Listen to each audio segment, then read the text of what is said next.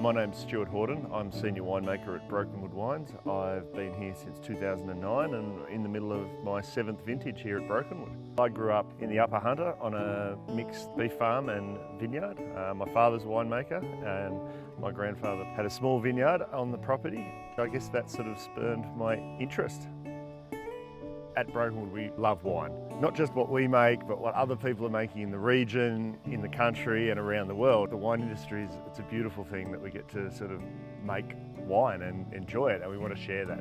In the Hunter Valley, the two varieties that really speak of the valley and what we're famous for is Semillon and Shiraz. And both of these varieties are synonymous with the valley. They've been grown here for well over 150 years. The reason old vines get to become old is they produce a consistent high quality crop over time, and that's really what Graveyard is, which is the vineyard we're standing in. It's planted in 1968. It is a vineyard that really expresses its site, and one of the things that really excites me about this vineyard is its ability to produce year in, year out exceptionally high quality wines that really not just speak of this site but the Hunter Valley specifically. The Graveyard Vineyard is named because when the parish of Brokenwood was mapped out in the early 1800s, where we're standing was going to be the cemetery.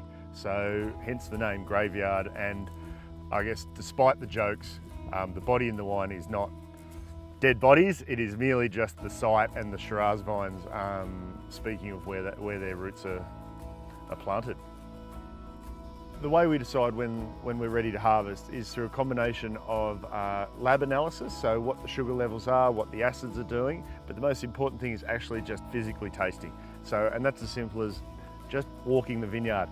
I guess that time spent in the vineyard is so important. To me, that's what I love about winemaking, is taking this fruit through to a product that speaks of the site, and you can't do that by having a spec sheet and just treating it like another ingredient. You have to be really aware of the vineyard. Until the grapes are in the winery, it's all unrealised potential. During vintage, it's a big peak of work, so we need a lot of extra hands. So each year we get a number of people on site. So a couple of backpackers, a couple of wine uni students, some itinerant hands that we found on the street, and try and meld them into a team to do all this heavy lifting during the grape harvest. And they all stay on site. We get a chef in for 2 months and they get fed, they get watered exceptionally well, and then I work them quite hard. But it's great. There's a real camaraderie forms quite early on, and as I was saying, it's quite an exciting time of year, and there's just a great energy to the place when all the hands are on deck. So once the grapes are in, that's where our work really picks up. The vineyard guys have put all the hard work in from pruning through to now, and then we then destem the fruit, ferment it and mature it in barrel, and that's kind of, I guess, where we do our work.